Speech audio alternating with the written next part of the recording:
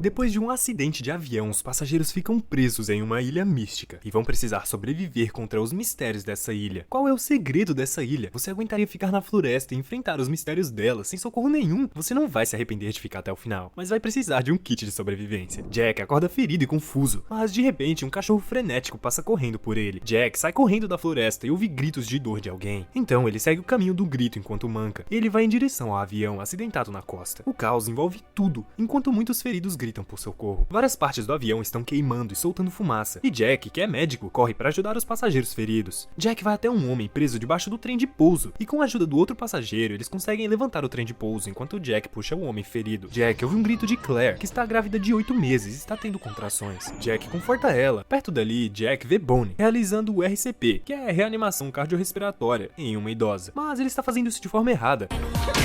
O pior é que Bonnie retruca e diz que sabe o que está fazendo porque é um salva-vidas com licença. Mas Jack mostra a ele a técnica correta para compensar isso. Bonnie diz para que Jack salve a idosa e pensa em enfiar uma caneta em sua garganta para salvar ela, né? Jack concorda e diz a Bonnie para ir procurar alguma caneta, e enquanto Bonnie sai correndo, a idosa recupera a consciência de repente. E junto com a reanimação da idosa, a asa do avião começa a ir na direção do local onde estava Claire e Hurley. Quando vê isso, Jack corre para ajudar eles e consegue salvar eles antes da asa cair. Momentos depois, Jack sai correndo e cuida dos seus machucados, mas na hora a passageira Kate passa e Jack pede ajuda para ela costurar suas feridas. Kate concorda. E quando as coisas começam a se acalmar na praia, Said, que é um passageiro iraquiano, pede ajuda de outro passageiro chamado Charlie, e os dois fazem uma fogueira. Jack e Kate conversam, e Jack diz que não deixa o medo dominar ele. Então, Jack conta que ele errou na sua primeira cirurgia, e no lugar de ficar desesperado, ele contou até 5, que foi uma técnica que seu pai o ensinou, e voltou a operar o seu primeiro paciente, e deu tudo certo no final. Na noite, os sobreviventes economizaram alimentos para satisfazer a fome. Shannon, que é a irmã de Bonnie, pinta as unhas enquanto seu irmão chega perto, e oferece uma barra de chocolate, mas ela responde dizendo que os socorristas já estão vindo, e por isso ela só vai comer no barco de resgate. Próximo de Shannon e Bonnie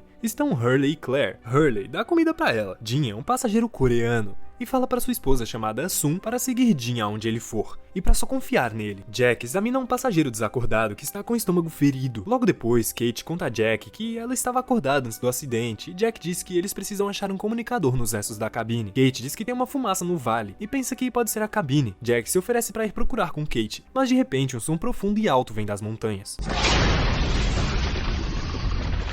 E várias árvores caem, os passageiros se assustam. Jack relembra quando ele estava dentro do avião, e quando ele sai do assento para usar o banheiro, um homem passa correndo por ele enquanto os comissários de bordo seguem um homem. Pouco tempo depois do homem passar, o avião entra na forte turbulência e começa a cair no chão. Na manhã atual, os passageiros estão conversando sobre a queda do avião, e um grupo específico de passageiros conversam sobre explorar a área. Jack está cuidando dos corpos, e diz para os passageiros também cuidarem dos feridos. Charlie fala que quer ser útil, então ele vai com Kate e Jack em direção ao vale. Kate pergunta para Charlie se eles se conhecem, porque ele parece familiar. Então Kate descobre que Charlie é o melhor da banda famosa chamada Drive Shaft. Sem ser notado, o mesmo cão de antes observa o trio de longe, e de repente o tempo fecha, com uma chuva forte. Os passageiros se abrigam debaixo das partes do avião, enquanto Charlie, Kate e Jack continuam sua viagem pela costa. Momento da curiosidade. Os roteiristas imaginavam Jack morrendo no primeiro episódio, mas não seria conveniente matar ele por causa do papel dele no início da série. E pra você que não assistiu o resto da série, dando um spoilerzinho, ele ficou vivo, né? Muito vivo até o final da série, que são 6 temporadas, tá? 6 temporadas. Os passageiros ficam preocupados quando começam a ouvir o mesmo estrondo de ontem à noite. Mais tarde, Jack, Kate e Charlie encontram a parte da frente do avião no meio da floresta. Os três escalam ela com cuidado e vão em direção até a cabine. Charlie escorrega e quase cai, mas consegue segurar na perna de um passageiro que já foi de arrasta pra cima, ou arrasta pra baixo nesse caso. Os três chegam ao topo, mas a porta está trancada. Jack consegue abrir a porta, mas o piloto, que também não suportou a queda, quase cai em cima deles. Charlie fica nos assentos, mas Jack e Kate estão na cabine procurando o receptor e transmissor de comunicação.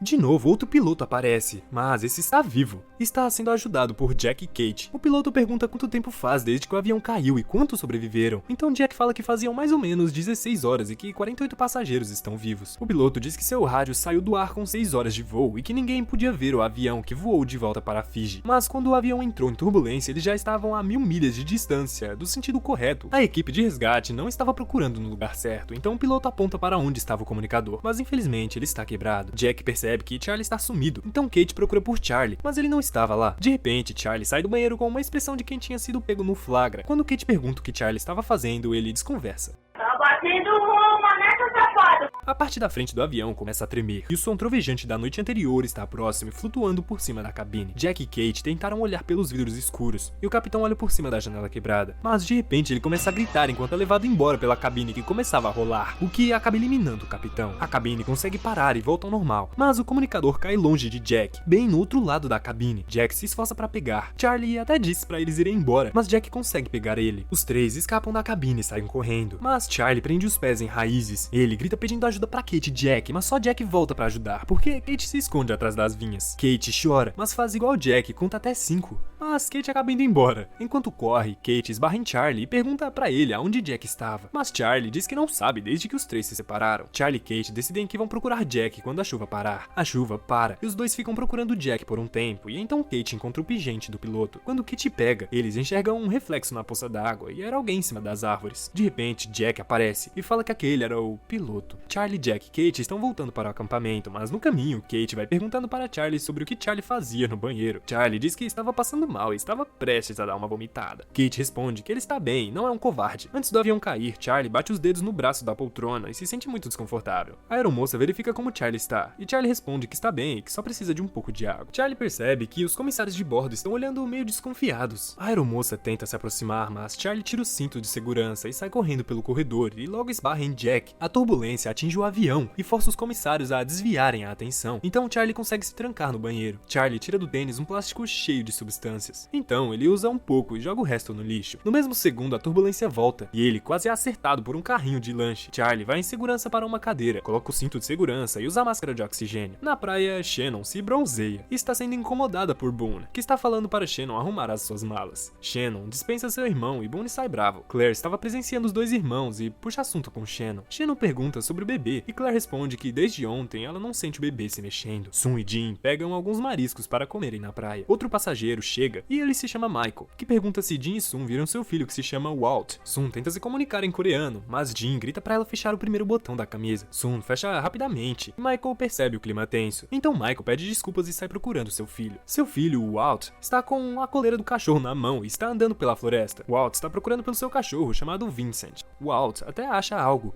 mas era um par de algemas e não seu cachorro. Michael acha Walt e dá uma bronca nele. Walt entrega a Michael a algema e Michael fica preocupado. Mais tarde, dois homens estão brigando na praia e os passageiros observam. Jack, Kate e Charlie chegam e Jack separa a briga dos dois. A briga acaba e ela foi causada por um passageiro chamado Sawyer, que está acusando Side de derrubar o avião. Sawyer aponta que Side estava sentado na maior parte do avião e ele estava cobrindo as mãos o tempo todo. Sawyer continua e ainda diz que o homem que estava ao lado de Side não sobreviveu, mas Kate interrompe os dois e pergunta se alguém poderia consertar o comunicador. Side olha o comunicador e fala que o rádio está acabado, mas a bateria ainda serve. Side conserta o comunicador ao lado de Hurley, e Hurley pergunta sobre a vida de Side. Side fala que ele é um oficial de comunicações da Guarda Republicana. Depois de um tempo, Side mostra pra Kate que o comunicador funciona, mas não tem sinal, porque não tem recepção de sinal na ilha, né? Kate e Side vão transmitindo sinais na esperança de que um navio próximo receba o chamado, mas Side está com medo que as baterias não durem o suficiente. Side sugere eles tentarem de um ponto mais alto. Jack trata o homem com o estômago machucado, e Kate diz a ele que vai em uma caminhada para tentar usar o comunicador. Então Jack diz pra ela tomar cuidado com as coisas que estão acontecendo na ilha. Na praia, Jin prepara um marisco e Sun tenta pegar um pouco, mas Jin não deixa. Pega o marisco e vai oferecer aos outros passageiros. Jin oferece para Hurley, mas Hurley nega, por não querer comer o marisco. Em outro lugar, Jack está usando aquela substância que estava no banheiro. Boone e Shannon conversam perto do corpo de uma aeromoça que salvou os dois quando não deixou Shannon e Boone entrarem na primeira classe. Shannon chora e Boone diz que eles deveriam parar de serem inúteis e deveriam ajudar os passageiros, mas Shannon se irrita e discute com Boone. Side e Kate se preparam para ir,